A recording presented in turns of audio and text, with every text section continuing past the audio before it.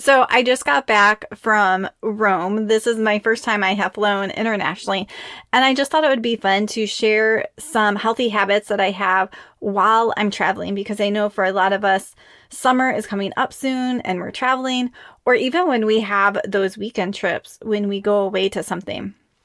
So I'm just going to give you some things that I do specifically for me so you don't have to repeat or do everything exactly like me, but maybe it will give you some ideas or a starting point to think about for yourself.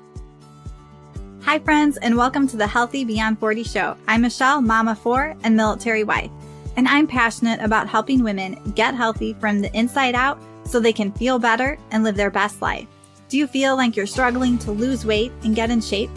If you're ready to develop healthier habits, exercise consistently, and lose weight sustainably, then you're in the right place.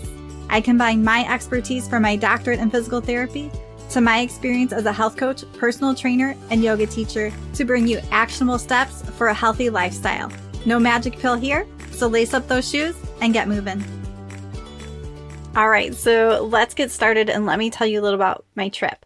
And so the first thing is the way I set it up. So we chose to do an Airbnb where we would have a kitchen. Typically in Rome, a lot of the hotels are super tiny. And so this trip was my husband and me and our oldest daughter, who is 18. She went with us. So since we had her with us, we knew we couldn't really quite do a hotel there because the hotels are tiny and typically one bed. So we went with the Airbnb so that we could have the kitchen.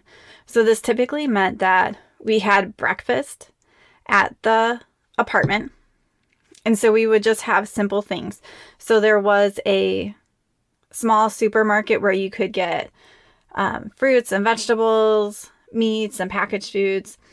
And they had a little bit of everything, not like a huge store or anything. So we had breakfast there.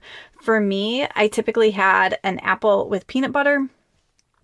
And sometimes I would also have like a rice cake with peanut butter with that if I was hungry. I would have liked to have like breakfast sausage or something like that, but they just did not really have that there. It was sort of surprising why we were in Rome in general. The meals just didn't have as much meat. They were definitely more carb heavy. So we would have our breakfast at the apartment, and then we typically would eat lunch out because we would go do a tour or walk around, and then we would have lunch out. And then for dinner, we would typically then eat at the apartment again. And again, it was simple things like a salad with some meat on it, and we had a pan so we could cook some chicken. My daughter, she ended up eating a lot of pasta still at home, but it was easy enough for me to have some healthy options and to get some vegetables and to have some protein too. So that only left us with one meal a day that we were eating out. So that right there allows us to eat more healthy options when we're just eating out less. The next thing that was easily incorporated into this vacation, not all the ones I go on, we just did a lot of walking. I think typically we are walking 6 to 8 miles a day. That's what, I don't have an Apple Watch or anything, but just the health app on my iPhone gave that. So I think that was like 20,000 steps was the top. And sometimes I think it doesn't even always work right. But so we walked a lot and we were just standing a lot. It was so interesting. Even by the afternoon after walking and just standing all day, I would feel it in my back a little bit because at home I can be up and down a lot, but I do sit a little bit. So I think that was just something new for my body, just standing and being up for a really long time. So we were just active a lot. So I didn't do any extra workouts. I would sometimes in the evening do some stretching, like as a calming sort of routine, put on some calming music and stretch a little bit because that did feel good too. So I think it's always important when we're on a vacation, how can we get that movement in? Is it walking a lot? Is it, I'm going to do 15-minute workouts before we go out and do something? But really trying to keep some consistency there. So it's not going to be the same as what I always do. Typically, I walk each day, but I'm also doing yoga or strength training. It's going to be different, but I'm still thinking about how am I moving, because it just makes my body feel better when I do that. The third piece is just being aware of portions. And I will say, for the most part in Italy, they eat smaller portions than we do here in America. And even I'm not like a big drink person to get coffees or sodas or things like that, but even the drink portions were smaller there. And if you were at a restaurant, they would bring like someone a can of Coca-Cola instead of, a fountain drink where you have this huge drink and you're getting refills. So the idea of just being aware of the portion size. So without tracking food, just paying attention to what you're eating, asking yourself, am I still hungry? Or am I just eating this because it's here? And noticing that if you're getting hungry, to stop eating. And you can, at least this was another nice thing with the apartment, we had the refrigerator. So I know there was one time I got a pizza and I didn't eat it all. I was able to bring it back. So we don't have to clean our plate. We don't have to stuff ourselves. So this can make a big difference too when we're not overeating. And I know it never feels good to me when I overeat. And I think as my husband and I are getting older, we start noticing we get reflux. He just last night ate out with my boys because they had sports and stuff. So he was out with them and they got some fast food and he was taking Tums because he overate, and it's crappy food that we don't normally eat. And I think the more we have ate healthier stuff and the more we're in tune and we don't stuff ourselves, the more we're going to notice those effects, that it really doesn't feel good when we do that. So maybe you're not there yet, but thinking how we can sort of stay in tune with our portions while we're traveling. Like I said, I ate the pizza, so that's not something I normally eat very often. I think I had 2 pizza days while we were there in just 1 week. So that would definitely be unusual for me. But I was able to still be aware of how much I was eating and not overdo it. And I don't even think once I remember feeling like stuffed in Italy, because that stuffed feeling doesn't even feel good to me. Every once in a while, I will do that when I'm eating something good and, I'm just started eating too fast and it hasn't caught up with me. But so paying attention so we're not having that stuffed feeling. Another tip here is just being able to enjoy some treats without going all the way in. So gelato is really big in Italy. And I'm really not even much of a sweet person. I hardly ever eat sweets. My go-to would be more having something savory or something cheesy. But I did have gelato, I think 3 times while we were there. I think my daughter, she got it every day. And that was fine. But I was able to eat gelato without going overboard. So I was able to have a small portion of it. And this would be typically after a meal. So this is just a blood sugar tip here, is if you're eating your meal, hopefully some protein and fiber. If you have your sweet after that, then your blood sugar isn't going to spike as high. So if you have a high sugar treat on an empty stomach, typically that blood sugar is going to spike higher. So it was typically after we ate something, it was a small portion, and it wasn't like I was stuffed or full and didn't need anything. It's not like I was necessarily like hungry, and I didn't have to get it every single time. Like I said, my daughter, she pretty much got gelato, or I think she got like a cannoli one day, but I didn't have to get a sweet every day. So it wasn't about restriction. It was just about being intentional and not feeling like I had to overdo it. Not having that FOMO, that like fear of missing out. So being able to enjoy it without going all in. And again, sticking to those same things of portions. I had a small portion.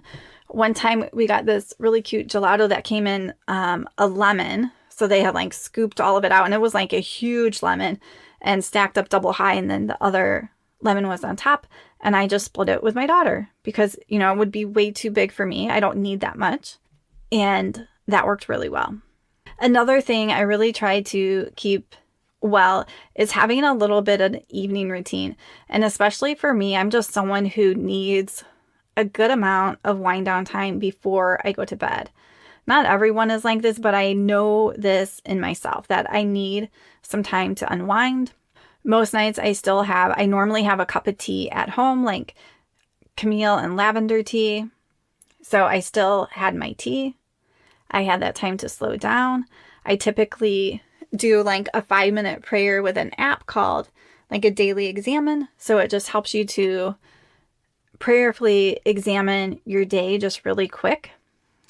Sort of those things you're grateful for, maybe those things that didn't go well, some emotions that came up, and what you want to be intentional about tomorrow. So right now that is something I normally do. So I kept those up.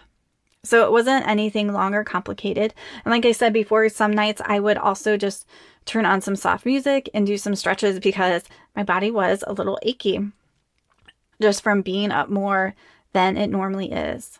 And then that was able to help me process my day, calm my body, and be able to sleep. So it's sort of thinking that mindset and my nervous system, what do I need to do to keep that sort of in my normal routine and feeling good too? And I'll also say with this trip to Rome, we left on a Tuesday morning and we got back really late on a Wednesday night. So it was just like 8 days.